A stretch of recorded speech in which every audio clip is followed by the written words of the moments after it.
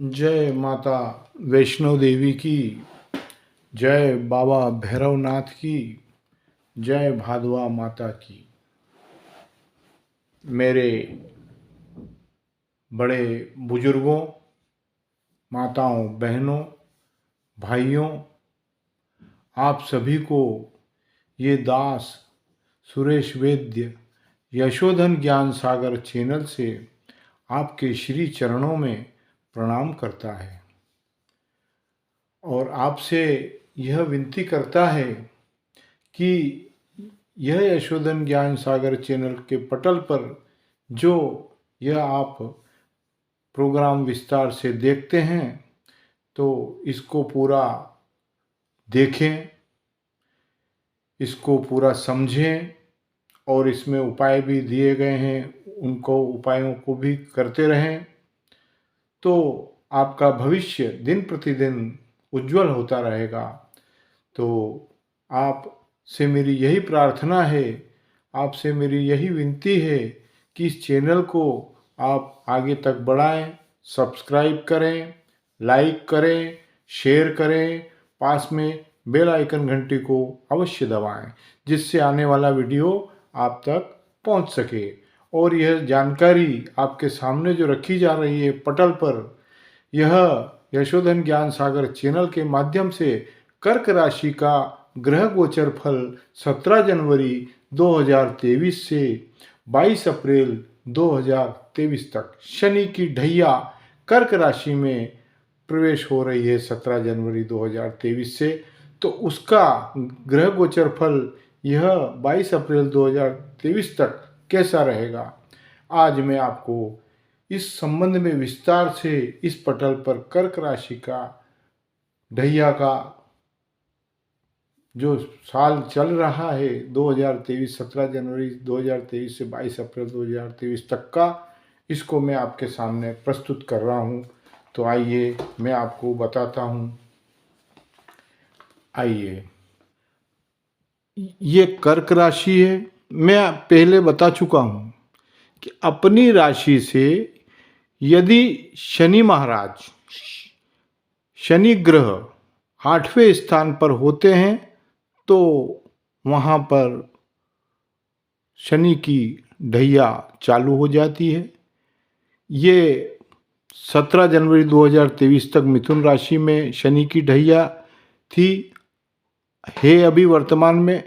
17 जनवरी को 2023 को शनि की ढैया कर्क राशि से प्रारंभ होना चालू हो जाएगी, जो 8वें स्थान पर शनि अपने ही त्रिकोण मूल राशि में कुंभ राशि में प्रवेश कर रहे हैं 17 जनवरी 2023 से। तो इसकी गिनती आपको मैं बताता हूँ।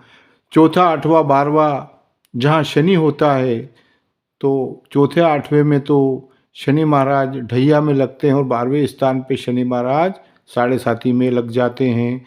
तो आइए, 1 2 3 4 5 6 7 8वां स्थान शनि का आ गया, तो ढैया कर्क राशि में प्रारंभ हो गई, 17 जनवरी 2023 से प्रारंभ हो जाएगी।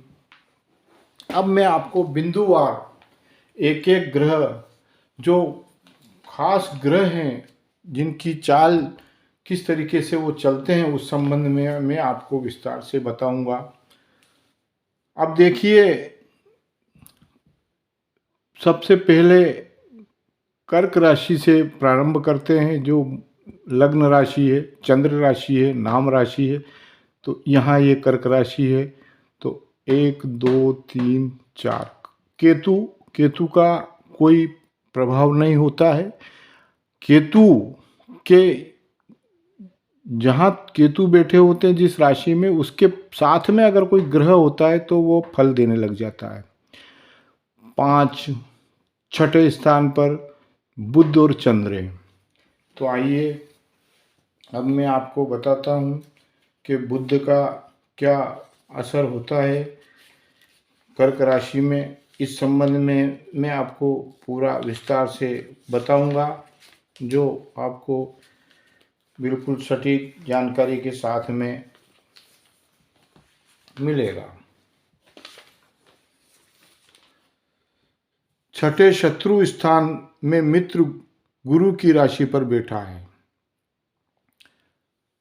बुध गुरु की राशि पर बैठा है, छठे स्थान पर, 1 2 3 4 5 6। तो यहाँ ये बुध क्या फल देगा? एक तो विरोध वैमनस्यता प्राप्त करेगा, विरोध का काम करेगा बुध। छठे स्थान पर यदि कर्क राशि का छठा स्थान बुध है तो वह एक तो विरोध पैदा करेगा, संबंधों में कमी करेगा, अपने जो परिवार के रिश्ते नाते हैं उनको तुड़वाएगा और अनेक कारण से परेशानियां पैदा करेगा। और पुरुषार्थ संबंध में भी कुछ कमजोरी बुध देता है। इसका उपाय मैंने अभी आगे मैं आपको बताऊंगा। खर्च का स्थान भी स्वयं बुध है, खर्चा भी खूब कराएंगे, इसलिए खर्चा कम करने की कोशिश करें।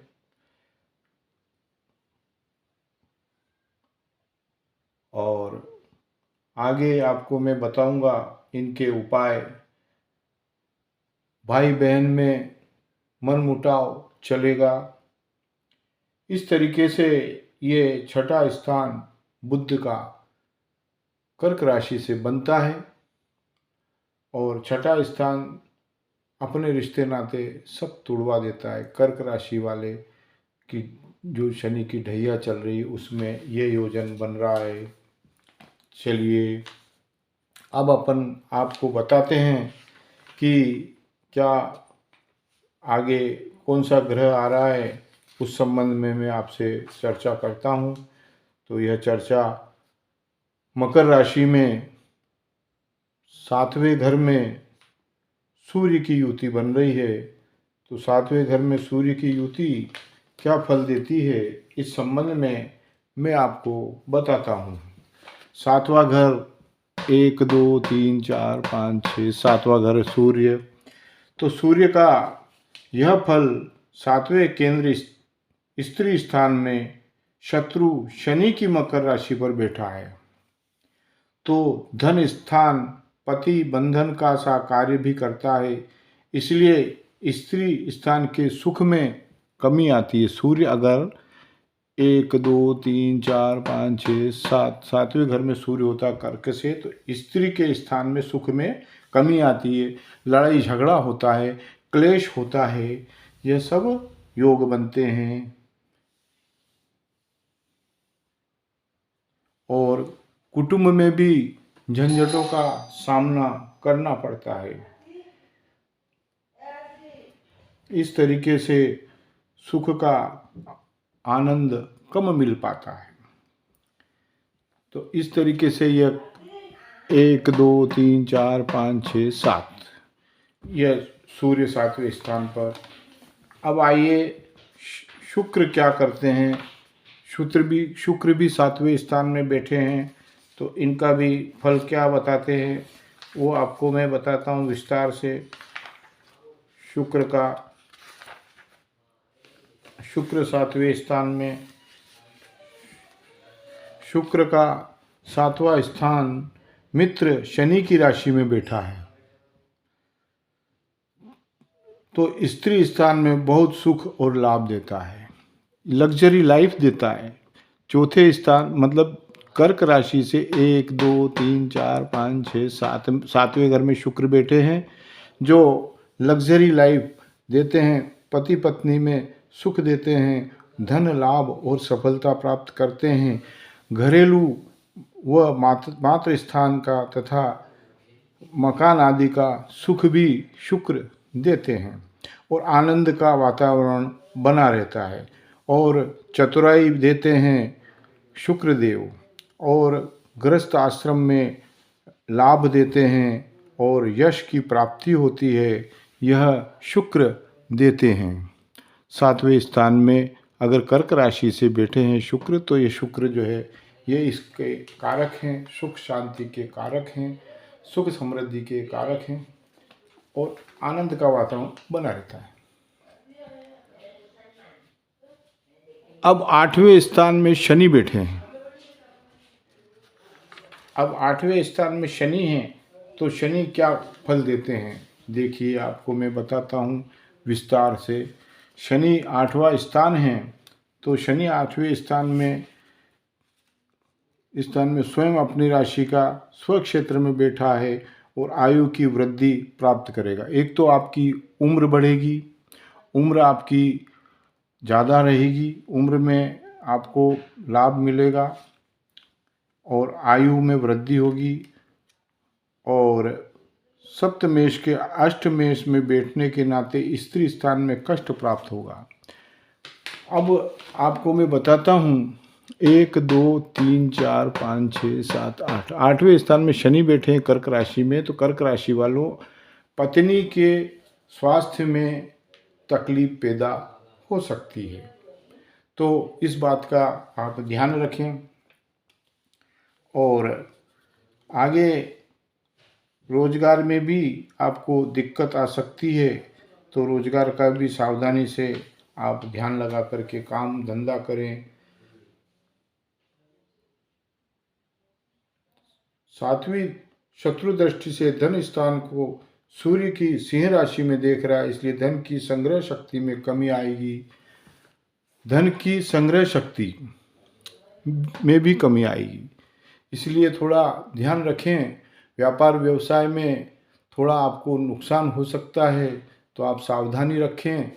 और पारिवारिक संबंध भी मधुर बना के रखें। शिक्षा के क्षेत्र में भी आपको लाभ कम मिलेगा, बीमारी आपके घर में आ सकती है। राजनीति के क्षेत्र में उठापटक चल सकती है। कृषि क्षेत्र में आपको कुछ लाभ मिल सकता है। लव लाइफ में थोड़ा तनाव रहेगा। इस तरीके से ये आपका शुक्र का, शनि की ढैया का प्रभाव रहेगा।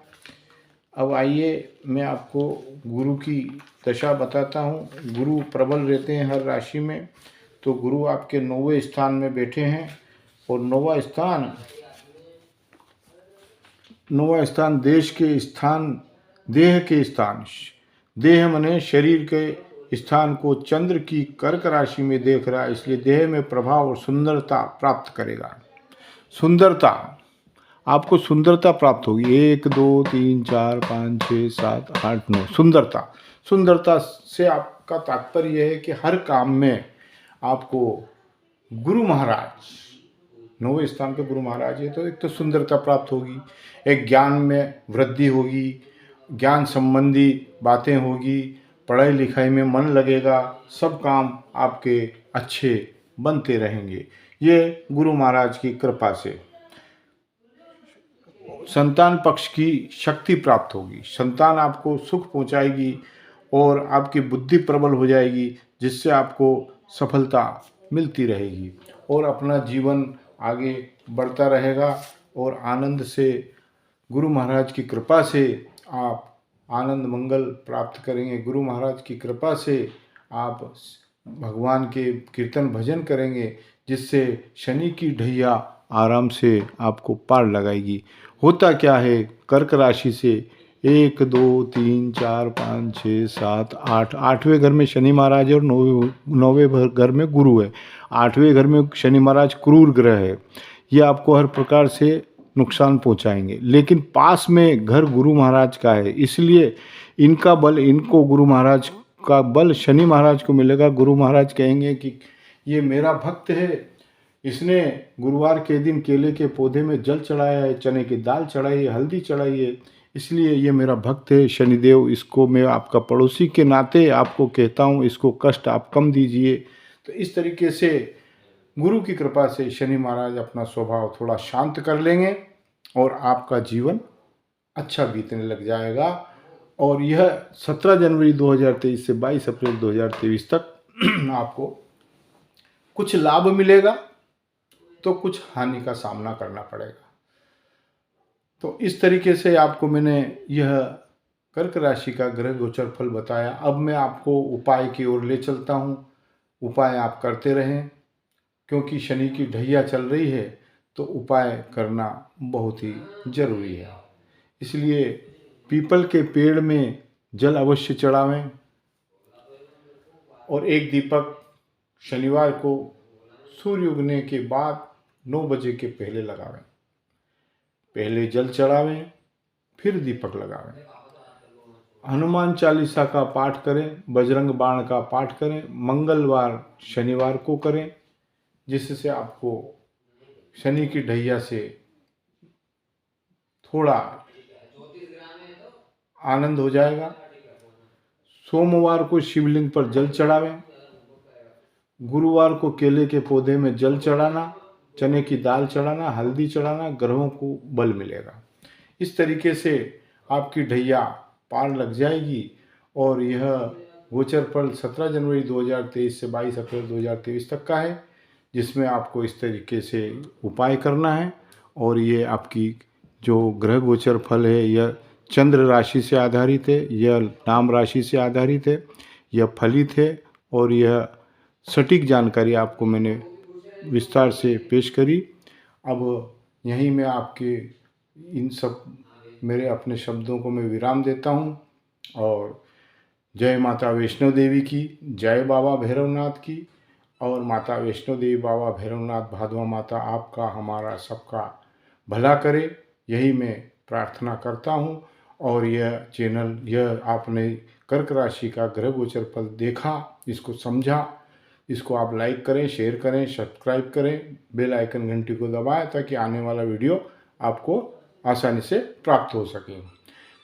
धन्यवाद।